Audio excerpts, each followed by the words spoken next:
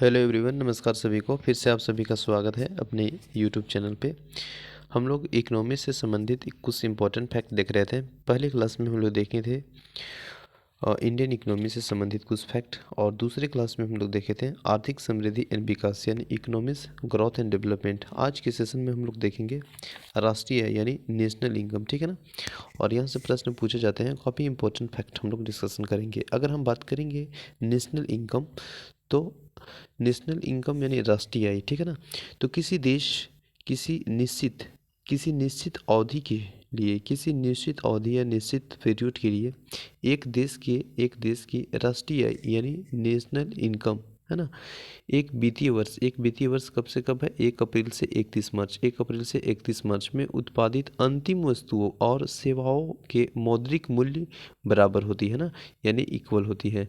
तो राष्ट्रीय आय इक्वल हम कह सकते हैं घरेलू आय प्लस विदेशों से प्राप्त शुद्ध कारक आय, ठीक है ना। नेक्स्ट है राष्ट्रीय आय लेखा जो प्रणाली है, यानी नेशनल इनकम अकाउंटिंग सिस्टम का जो जन्मदाता है उसे क्या कौन है वह पूछा जाता है, तो है वह है साइमन कुजनेट्स, है ना। साइमन कुजनेट्स याद रखेंगे, ये हैं हमारे नेशनल इनकम अकाउंटिंग सिस्टम का जन्मदाता, ठीक है ना। नेक्स्ट है वर्ष 1949 यानी 1949 में भारत सरकार द्वारा नियुक्त राष्ट्रीय आय समिति यानी नेशनल इनकम कमेटी के अध्यक्ष कौन थे? तो पीसी महालनोबिस। और याद रखेंगे पीसी महालनोबिस के जन्म दिवस पर प्रतिवर्ष 29 जून को राष्ट्रीय सांख्यिकी दिवस यानी नेशनल स्टैटिस्टिक्स डे मनाया जाता है। कितना तारीख को? 29 जून को प्रतिवर्ष नेशनल स्टैटिक्स डे यानी राष्ट्रीय सांख्यिकी दिवस मनाया जाता है। ये आपका किनके जन्म दिवस पे? तो यह है आपके पीसी महालनोबिस के जन्म दिवस पे, ठीक है ना। चलिए नेक्स्ट अगर बात करेंगे, भारत में प्रति व्यक्ति आय की वृद्धि की दर मंद होने का जो मुख्य कारण है वह आपका है उच्च पूंजी उत्पाद अनुपात व जनसंख्या वृद्धि की ऊंची दर। नेक्स्ट है भारत में अर्थव्यवस्था का कौन सा क्षेत्र यानी बचत यानी सेविंग सर्वाधिक योगदान देता है? तो सर्वाधिक जो योगदान यानी जो इम्पोर्टेंट रोल अदा करता है वह है घरेलू क्षेत्र, ठीक है ना, घरेलू क्षेत्र, ठीक है। नेक्स्ट है भारत की घरेलू बचतों में सर्वाधिक हिस्सा किसका है? तो सर्वाधिक हिस्सा जो है है वह है भौतिक परिसंपत्तियों यानी फिजिकल एसेट का सर्वाधिक है ना।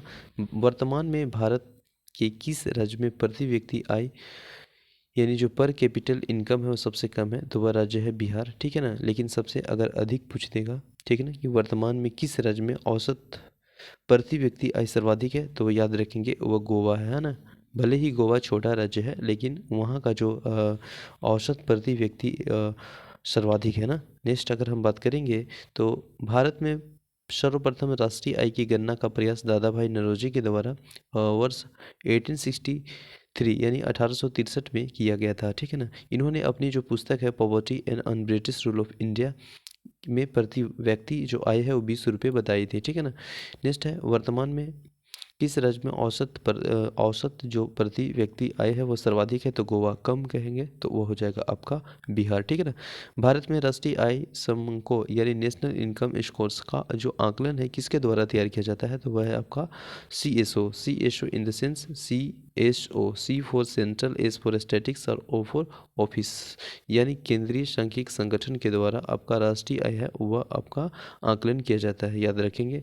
नेक्स्ट है राष्ट्रीय केंद्रीय सांख्यिकी कार्यक्रम यानी CSO और राष्ट्रीय प्रतिदर्श सर्वेक्षण कार्यक्रम NSSO का विलय कर किस नई संस्था को स्थापित करने का निर्णय लिया गया? तो जो नई संस्था का निर्णय लिया गया वह है NSO यानी N for national, S for statics और O फॉर ऑफिसर, ठीक है ना। तो याद रखेंगे राष्ट्रीय सांख्यिकी कार्यालय को निर्णय लिया गया ये दोनों मिलाकर, ठीक है ना। नेक्स्ट हम लोग देखेंगे वृद्धि हिंदू वृद्धि दर यानी हिंदू ग्रोथ रेट किससे संबंधित है? तो राष्ट्रीय आय से संबंधित है, राष्ट्रीय आय से संबंधित है यानी नेशनल इनकम से संबंधित है। नेक्स्ट है MCA 21 मिशन मोड प्रोजेक्ट किस केंद्रीय मंत्रालय द्वारा आरंभ किया गया? तो ये कंपनी मामलों के मंत्रालय द्वारा आरंभ किया गया था। एक खुली अर्थव्यवस्था यानी ओपन इकोनॉमिक अर्थव्यवस्था की जो राष्ट्रीय आय से क्या तात्पर्य है? तो C+I+G एक्स माइनस एम है ना।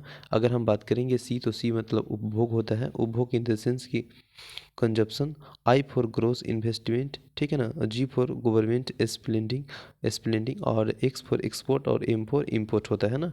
तो ये याद रखेंगे। सकल घरेलू उत्पाद सी प्लस सकल निवेश आई प्लस सरकारी व्यय जी प्लस निर्यात एक्स माइनस आयात एम हो गया, ठीक है ना। नेक्स्ट है सकल घरेलू उत्पाद यानी जीडीपी के आधार पर विश्व की 5वीं सबसे बड़ी अर्थव्यवस्था है हमारे प्यारे भारत देश का, ठीक है ना। नेक्स्ट है मुद्रास्फीति एंड मुद्रा संकुचन एन अप्रत्यक्ष कर के प्रभाव को शामिल कर संकल्पित जीडीपी को क्या कहा जाता है, तो वह कहा जाता है नॉमिनल जीडीपी, ठीक है ना। नेक्स्ट है भारत में सकल घरेलू उत्पाद का सबसे बड़ा भाग किस आर्थिक क्षेत्र से प्राप्त होता है, तो वह सेवा क्षेत्र से प्राप्त होता है यानी सर्विस सेक्टर से प्राप्त होता है। नेक्स्ट है वर्तमान में भारतीय अर्थव्यवस्था के लिए घरेलू बचत यानी डोमेस्टिक सेविंग की औसत दर कितनी आकलित की गई है, तो वह लगभग 30 से 40% है ना, 30 से 40% आकलन किया गया है, ठीक है। नेक्स्ट है सकल राष्ट्रीय उत्पाद यानी ग्रोस नेशनल प्रोडक्ट जीएनपी का क्या है, तो यह है आपका राष्ट्रीय उत्पाद का मूल्यमापन है ना, राष्ट्रीय उत्पाद का मूल्यमापन है। नेक्स्ट है राष्ट्रीय प्रतिदर्श सर्वेक्षण संगठन नेशनल सैंपल सर्वे ऑर्गेनाइजेशन की स्थापना किस वर्ष हुई थी, तो वह 1950 में हुई है, ठीक है ना, 1950 में।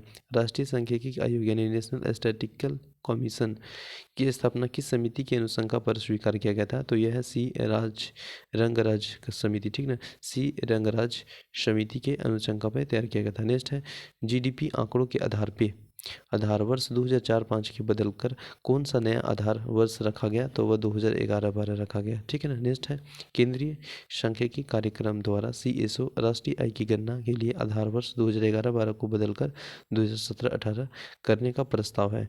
तो आई होप आप समझ गए होंगे कि नेशनल इनकम से संबंधित कुछ important fact. Thank you everyone, मिलते हैं नेक्स्ट सेशन में, तब तक के लिए बने रहें। जय हिंद।